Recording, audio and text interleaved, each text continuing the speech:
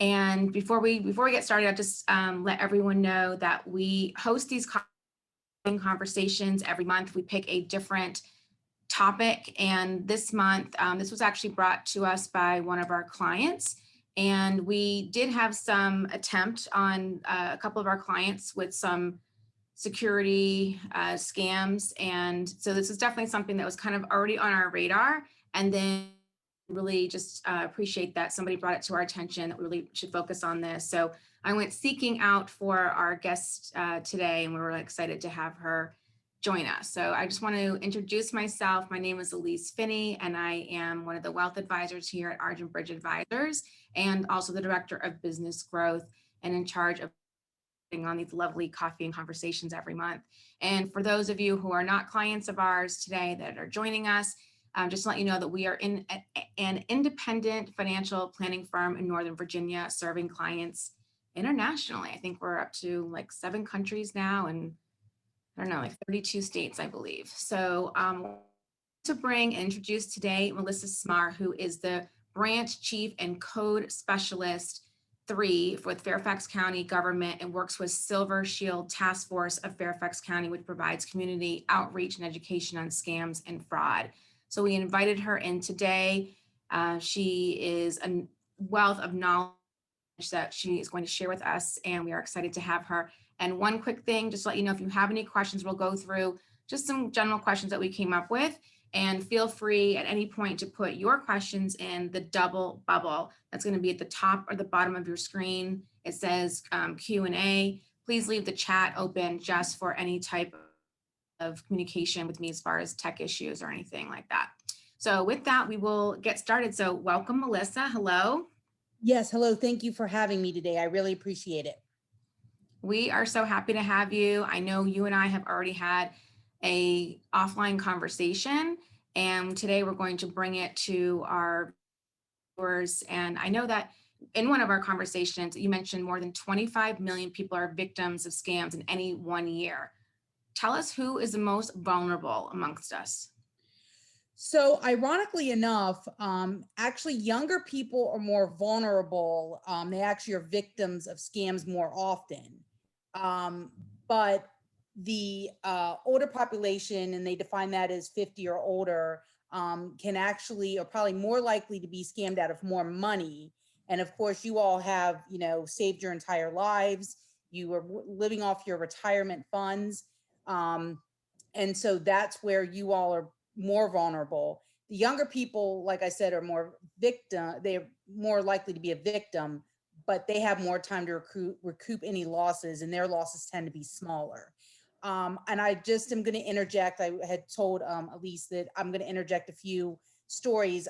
We are currently working a complaint, and we work with the Fairfax County Police Department, specifically on construction fraud, taking money under false pretense.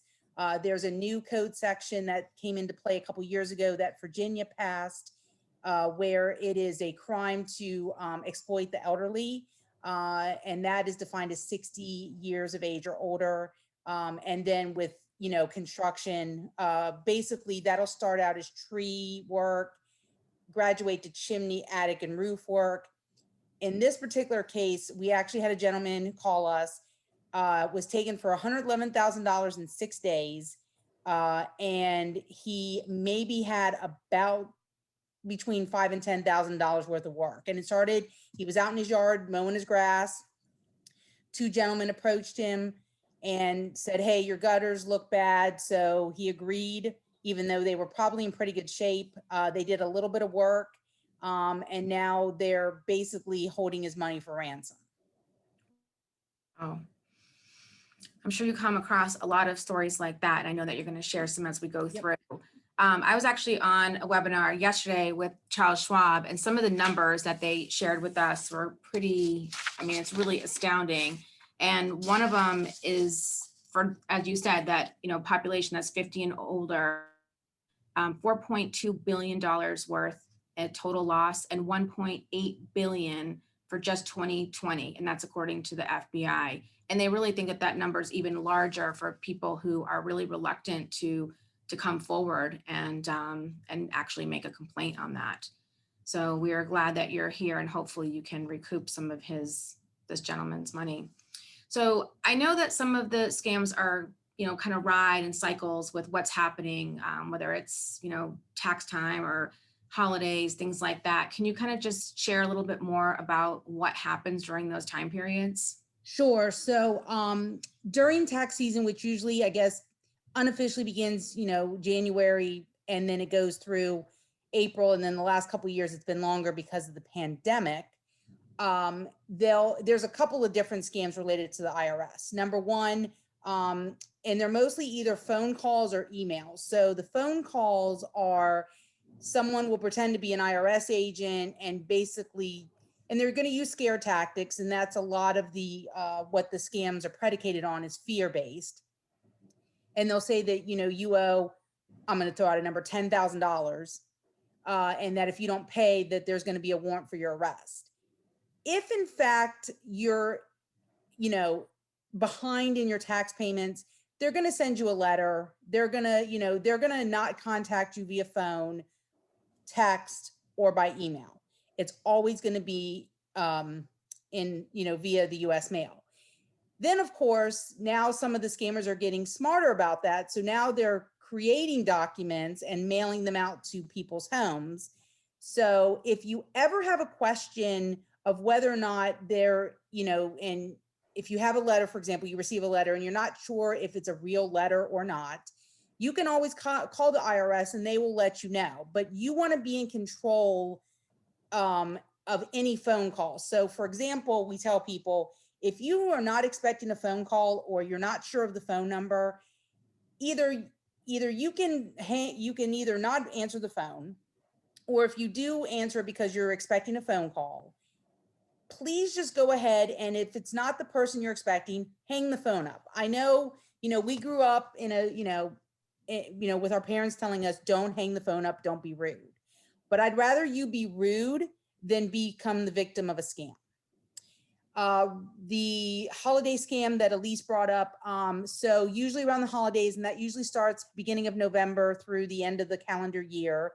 There are many scams related to holiday scams. So either, and I'm just going to name three. The three biggest ones that I recall from last year. Number one was where let's say you order from Amazon.com, and it's somehow it gets to another website, but it's not Amazon, and then you never receive your packages because the money went to a fake Amazon email, website email address.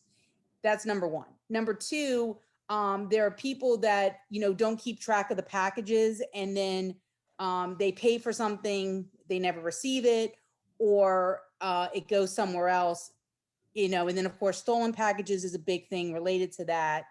Number three, something that people may not think of, if you go into stores and you get your packages, be careful when you come out, because again, there are people that are going to be on the prowl at the malls and some of the bigger stores, and not to scare you. This presentation today and our conversation is not to scare you, but it's to make you aware of, certain scams. But there's been some scams related to people actually, following you from in stores and then trying to get your packages before you get in your car.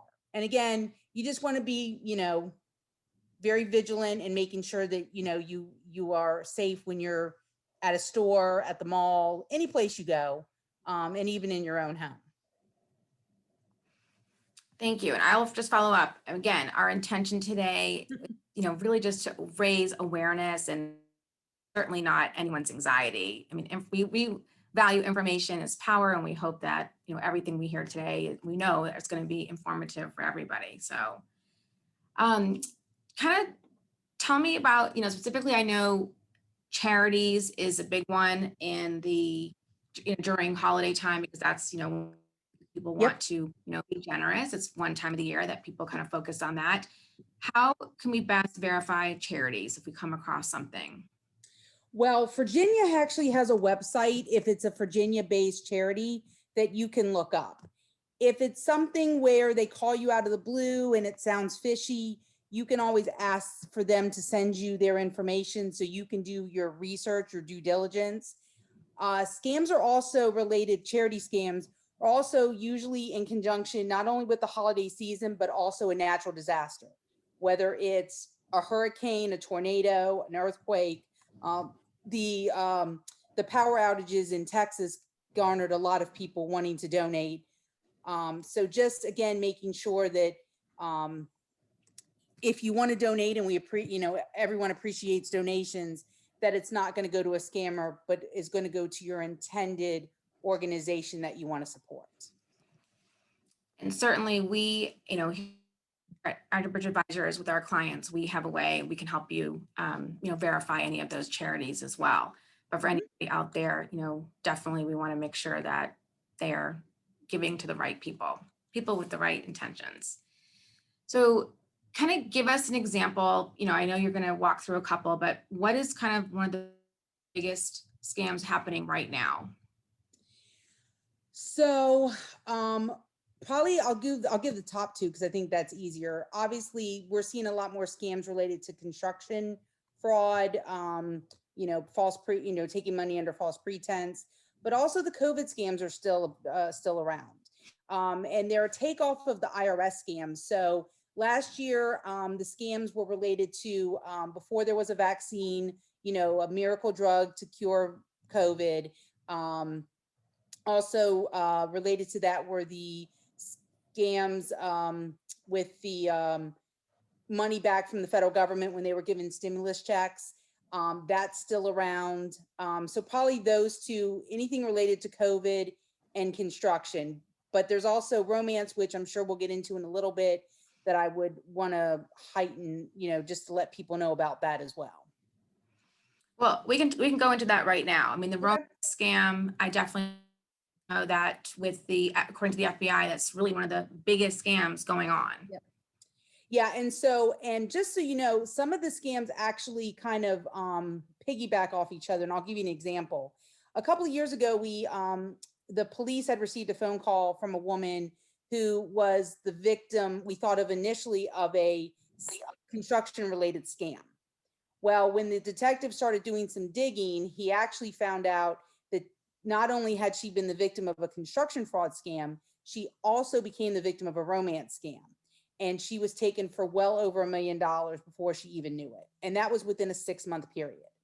So romance scams happen a couple of different ways. So let's say you find yourself alone, your partner has passed away, or, separated, divorced, there's many things going on these days. And so you're alone and you decide you want to go ahead and join, like a Match.com and eHarmony, any of the hundreds and thousands of dating websites that have actually come in, and a lot of new websites came in online with the pandemic. And you start talking to somebody, and it may not be the person that you're talking to. So they may say that they're, in Virginia, but they could actually be in Jamaica or in Africa or in a completely, other country, continent in the world. There were actually a couple of cases recently that I know I saw it on Channel 4 News, where there was one law enforcement agent that actually posed as I think like a 40-year-old man, and he took I think it was something like $5 million from people in the last 18 months. Mm-hmm. So, I mean, those are few and far between, but you got to, obviously the company is going to protect you with your money that are, here today, but you've also got to, do your due diligence to make sure that you're not scammed. And any one of us can be scammed. I can be scammed, and I know that. My dad called me the other day and he got scammed of a construction fraud one. Luckily, he didn't lose any money, but now he's got to pay some money out to get some stuff fixed related to his roof and chimney. So you just want to make sure that, and going back to the romance scam, sorry, I got a little off topic. So the romance scams, they can be very painful. They can be very hurtful. If they start asking you for money within 2 weeks of meeting, that is usually a red flag indicating that this could be a romance scam. or they don't want to come visit you. They want to continue to talk to you, but they'll send you flowers, but they could be getting money from other people. So, and you want to make sure you see a picture, but then sometimes people, will put fake pictures on their dating profiles. So it is definitely a very confusing and very complicated world when it comes to dating and these romance scams, because these scammers are trying to continue to outpace law enforcement, whether it's the FBI, local police here in Fairfax County, or state police, depending on where you are. And that's certainly one that I'm sure that touches all ages too. Oh yes, Yeah. absolutely. And we learned that a lot of the, I heard it echo. Sorry. A lot of the scams kind of prey on a sense of urgency, and specifically the grandparent scam. I know this has touched my own family. My aunt and uncle got a call like this. Can you kind of share a little bit about what the grandparent scam is? Yeah. So the grandparent scam, again, is a fear-based scam. So they'll usually have somebody on the phone that sounds like a younger person, whether it's a young child or someone in their 11, 12, 13 age range. And they'll pretend to say, or they'll say, I've been injured, or I've been kidnapped, or I'm in a hospital, or I've been arrested. Usually those are the top 4 scenarios that play out. And then, of course, sometimes they get the information of your grandchildren's names off of Facebook or Instagram or whatever social media platform you use. Sometimes it's usually the victim themselves that will say, oh, is this Timmy or Tommy or Jane? So basically you've given them inadvertently information that they're going to use to their advantage. And it's a fear-based. Now there was one scam in Richmond a couple years ago where the scammer actually had called the woman and had asked her for $5,000 in iTunes gift cards. Now, again, iTunes gift cards, the reason why they want to use gift cards is because once you give them the number and you scratch the back of the card with the second set of numbers, they have that money pretty much within 5 minutes, and it's hard to get back once they have the money. So a very alert Target cashier in Richmond discovered that when the woman came in to buy these gift cards, that she was in fact being the victim of a scam. They were able to catch the people. So that's usually, with the romance scam, it's usually very hard to track these people down. Like I said, a lot of them are not local. They're actually, overseas or in other states. And so she did not lose any money, thankfully, in that particular case. But we have had people that have lost their entire life savings because of the grandparent scam. Because because they're scared of, for their grandchild, and they'll send everything that they have to make sure their grandchild's okay.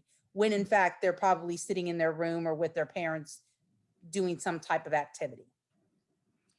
One of the things you just mentioned, that there was kind of an astute cashier that, caught that. So what can we do to help our clients avoid becoming victims of scam and fraud? What can we do as consumers? So the number one thing I would say is, if it's too good to be true, then it probably is. If it's a high pressure sales tactic and you don't feel comfortable and your gut's telling you something isn't right, just hang the phone up. They may call back, because now that they know that it's an active line, you can certainly block the call. A lot of cell phone companies allow you to block phone numbers. I think depending on the company, it could be anywhere from 100 to 500 numbers. But no, the scammers will actually try to get variations of phone numbers. So even though you may block 100, doesn't mean that they can't get you on the 100th and one that you haven't blocked. Another tip I would say is just make sure that if someone asks you for iTunes gift cards or any type of gift card, Home Depot, Apple Play, anything like that, usually that is usually indicative of a scam. Or if they ask you to wire money within like a week of meeting, let's say for the romance scam, they're asking you to send them money and you've never even met them. The gift card one actually happened to my sister, where it looked like it was actually sent to somebody else. her email was just like one letter off. So the Mhm. person receiving it, it really just looked like her email, and very casually said, I don't have time to get to the store. Could you do me a favor? That type of thing. And it was someone that she thought she knew. That's who she thought it was coming from. So Mhm. I know you kind of just talked a little bit about, things that are happening online and by phone, and you also touched on some of the things that are happening just kind of face to face, besides the damage, or someone coming to your house for property, construction. What are some of the other common door to door, face to face type of scams happening? So door to door, they use magazines. There is a trick that they use on the construction scam that I just want to touch on briefly. Couple years ago, they would actually bring a couple people to your door, or to someone's door, not your door, but someone's door. And one of them would actually gain access to say that they needed to check the attic. So instead of being with the person when someone goes in your attic, they have another person distracting the person at the front door. Well, what was happening was that the person who was going in the attic was either urinating on the insulation or taking a water bottle and pouring water on the insulation, coming back down and telling the homeowner, oh, you have wet insulation, when in fact they didn't. So you want to make sure that, again, if you feel pressure, and you decide that you want to, okay, first off, if you want to answer the door, you have absolutely right to answer the door. However, there's, the Ring doorbell, the security systems have their, companies have their own systems where they, can install a doorbell that has a video camera. If you're not expecting anybody, there is no, rule that says you have to answer the door. But if you choose to, and you feel like a heightened sense that something isn't right, and potentially my safety could be in jeopardy, or possibly something bad could happen, you need to call the police. You can tell them to please leave your property, and if they don't, you can call the police. We actually had a woman who told us that she didn't want to bother the police, and she was afraid that she was going to have bodily harm perpetrated on her. So we don't want anything, any bodily harm associated with any type of scam, but it has been known to happen. And you just want to make sure that you're safe, as what you yourself are safe. And then of course your money and family, of course, is up there as well. So those are some of the tips that I would say, just because, again, you just want to do everything that you can. And there is no foolproof, magic bullet advice that, Elise and I could give you, but we're just trying to give you tips to make sure that you understand that, again, any of us can be a victim. And you just want to make sure that you're always kind of, have your radar up, just in case, someone's going to try to steal your money in various different ways that we've discussed. I know when I got the call from one of our clients, it was an attempt, and she was so upset, and I just said, look, this is what these people do for a living. Every time you have something to say and object, they have something to say back, because they've practiced it so many times. So Mhm. this is what they do. They're pros. They do it all day, every day. So Yep. let's say, unfortunately something does happen. You become a victim of fraud or scam, or even an attempt. Who should we be contacting? Is it FBI? Is it police department? Where do we start first? Well, I would start I would start with your local police department, and I would do multiple reports. The Federal Trade Commission, as well as the FBI, keep track of the different scams. Now, the FBI usually doesn't get involved unless the loss is greater than $50,000, is kind of their money threshold. Um, Fairfax County Police at this point do not have a minimum threshold that I'm aware of. And then, of course, if you use your credit card, I would immediately call your credit card company. If you pay by check or debit, I would immediately call your financial institution, again, to make sure that, maybe you can get the payment reversed. But again, if you use iTunes gift cards, more likely than not, those transactions take place pretty quickly. And usually that money is gone pretty quickly. In our follow-up, I'm going to send some links out, and definitely have learned that there's certain agencies that yes, you want to report it to, but they're really only reporting it to other agencies. So there's agencies that are just a reporting agency, and there's agencies that can help you in the process of trying to recoup some of that money. And I see a couple of questions come through, and we are going to get to them, but let me just kind of wrap up some of my questions, and then we'll move over there. Sure. So because, again, all of these scams, they're smart. They're smarter than us in so many ways, and they're constantly developing. What are the best resources to kind of keep updated and know the scams and the frauds as new ones are developing and gaining momentum? I would say, so Fairfax County is lucky enough to have a local consumer affairs office. So they're actually on our Silver Shield anti-scam task force. So they have an investigator of the day, Monday through Friday, that you can talk to. If you want to talk to somebody on the phone, the local police department tries to put out bulletins when they can. So they have I think a Twitter page if you want to look, if you want to sign up for their alerts. And then also the Federal Trade Commission, they do a really good job. And again, that would be where you would sign up via email.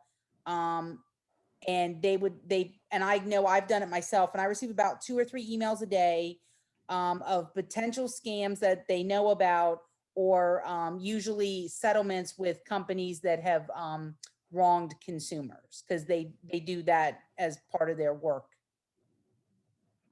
Okay.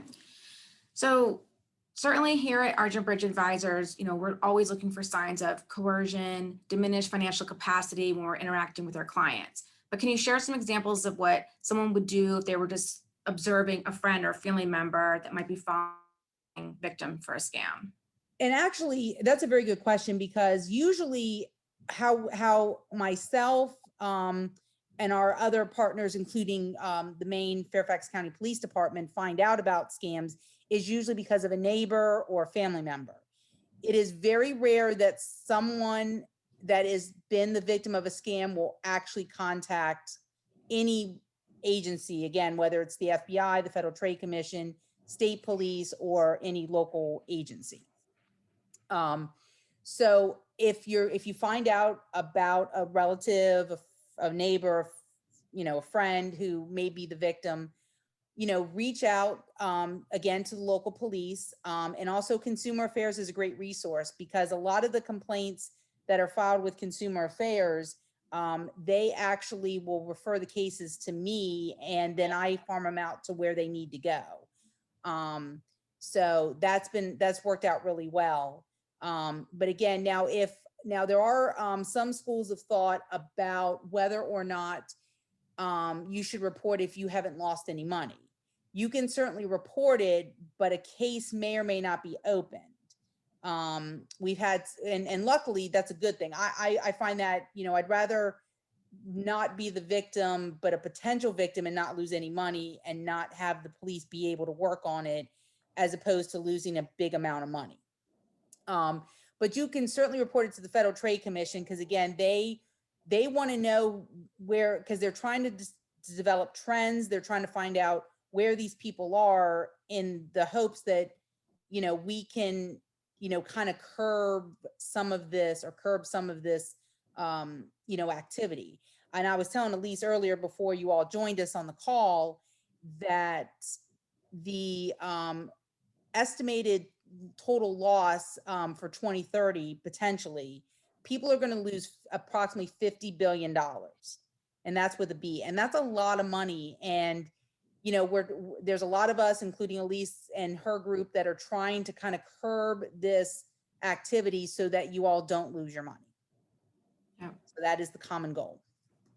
I think it's interesting what you said about, us observing their people and catching it more than people catching it themselves. And that was the example what happened with one of our clients, where the bank manager was, looking, just saw a change of behavior, whatever it was, something that kind of made him, want to kind of go in deep, dig a little deeper and find out what was going on. And luckily and they pushed it and was able to save her quite a bit of money. So yeah, and banks are now required to actually report any suspected losses, monetary losses, with our Adult Protective Services in Fairfax County.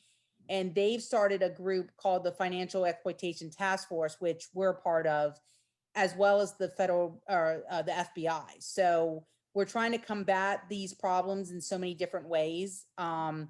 But again, if we don't know about it, my motto is we cannot do anything about it. Yeah, absolutely. And we are so glad that you guys started Silver Shield. And I know that Fairfax County just had their annual Scam Jam, which I love the Mhm. name. Tell us a bit more about that. How can we connect with you online and kind of stay informed for the next one? Yeah, so it's going to be it's usually the last Saturday in April of every year. This year we had to do it virtually because of the pandemic. Last year's unfortunately got canceled because the governor told us we couldn't have any gatherings, and we couldn't get it online quick enough to have it in 2020. So we have a webpage, and I can send that to Elise, of how we kind of try to keep things up to date. And that's through our local adult and aging group, which is part of Department of Family Services. And yeah, so we're going to hopefully do it in person next year. We have speakers. We have usually a gentleman from the United States Postal Inspection Service, because they actually inspect any frauds that are perpetrated via the US mail. And there are a lot that actually happen through the US mail. And so we kind of have like a half day where we kind of get together. We try to give the most up-to-date information. We give examples on, scams. We can't, so I was telling Elise, we cannot, tell people names of who's been the victim of a scam, but we can tell you the general stories. And, again, and I've been doing this work now for about 10 years, and it doesn't get any better when we find out that someone has lost their entire life savings. So Scam Jam usually last April in every year, and it's usually held at the government center. And I can get at least that information as we continue to plan it for next year. Yeah, so in the follow-up, I'm going to have everything that Melissa provides for me, and then the link for the Federal Trade Commission, as you mentioned. I've got the do not call registry, how to check your credit. And one thing that's interesting with what's happening with COVID right now with the credit check through 2022, April of 2022, you can actually go and get free credit reports every month if you want. So that's something that they've extended through 2022. And then we have, other links, again, Consumer Protection Bureau. I will say when I started kind of, going down rabbit holes on the internet, it was confusing, which is why I wanted to really spend the time to put together a good follow-up for everybody, because some of the links didn't work. Some of them had conflicting information as far as, where to report it. And that's kind of really when I started to understand that, again, some agencies are just reporting to other agencies, and obviously some are out there to recoup the money and things like that. So Yes, you are correct. okay, And we're we going do to our get, best on the local level to do that in Fairfax County. But it really depends on if we can even find the perpetrators. That is yeah, usually the biggest obstacle. absolutely. I think, to me, education is the best way, because hopefully we can get ahead and, be smarter than they are right now. So Melissa, if it's okay, we're going to get into a couple of the questions that we had coming through. One Sure. is, are there a lot of scams where you try to sell something online? The short answer is yes. And, it's one of those things where you got to try to do your best to do due diligence. And again, if it's too good to be true, then it probably is. Um, and there's no hard and fast rules on, whether or not you should or shouldn't. Just a couple of tips. If it's something where if you click on the link, if it's online, for example, and you click on it, and let's say it was advertised on Amazon, and it takes you to a totally different website than Amazon, it's probably a scam. I know eBay, people have some success or good success on eBay. Others have had horror stories. Craigslist is kind of the same thing. There was actually a story on Dateline where you could actually find someone to murder a loved one if you wanted on Craigslist, which I found extremely scary, but apparently it is true. That's kind of an extreme case, but I was quite alarmed when I heard that on Dateline. So you just want to make sure that if you do decide to pay online or buy something online, use your credit card, because you have more time to actually dispute a charge than you would if you used a debit card or write a check. Okay. So this next question is about Social Security. Is Social Security allowed to call you? And what are some of the Social Security scams? Well, I have never known the Office of Social Security Administration to ever call anyone. Again, they would contact you via US mail. They would not use text, phone, or email. Some of the recent scams have been, so Virginia was the first, well, this is more Medicare, but let me back up. So back in the early 2000s, there were people that were actually going through mail to steal people's Social Security checks around the country. Now that it's more, it's more organized in the sense that a lot of people receive it through direct deposit. It's just making sure that it doesn't get stolen electronically, especially. And online banking is safe. I'm not saying it's not, but of course there could be an instance where someone hacks into your account, and that could be, I mean, I had a credit card in my wallet and someone used it in New York and I had possession of it. So somehow they got my number. So anything can happen on that.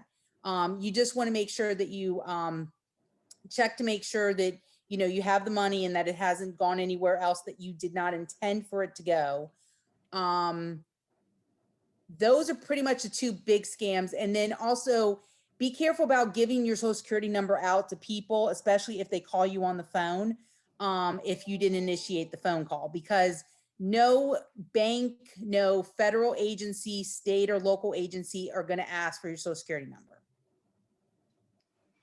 And even if they were going to ask for that, they would just verify, you know, the last couple of digits. It wouldn't be the whole number. I do know. And be careful, and even be careful if you didn't initiate the call and it's the last four digits, yeah, that's pretty safe. But if they ask you for the entire one, then yeah, you want to not give that on the phone. Yeah.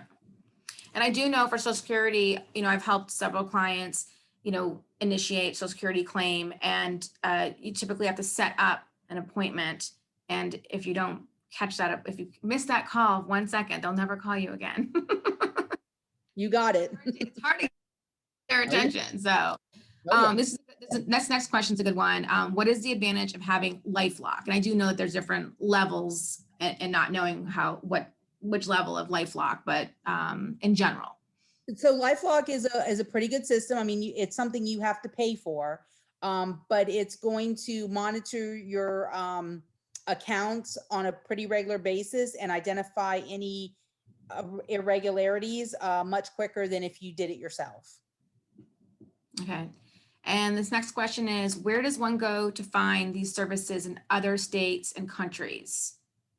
I guess meaning what in terms of education services, I guess.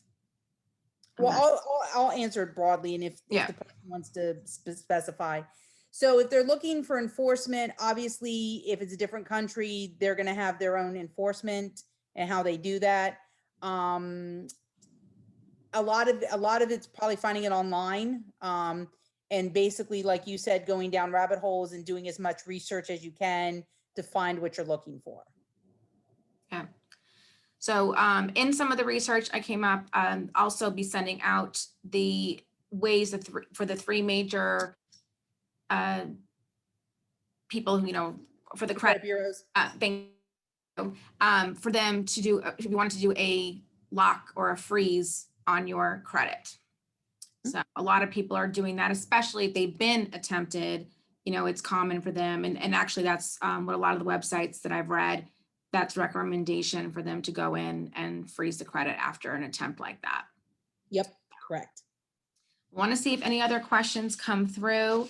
And as we're waiting to see if anything else comes through, just want to thank everybody for joining us today. Thank you, Melissa, for joining us today. I really appreciate it. Thank you for being out there and helping us stay safe and learn about everything. We have another question that just came in.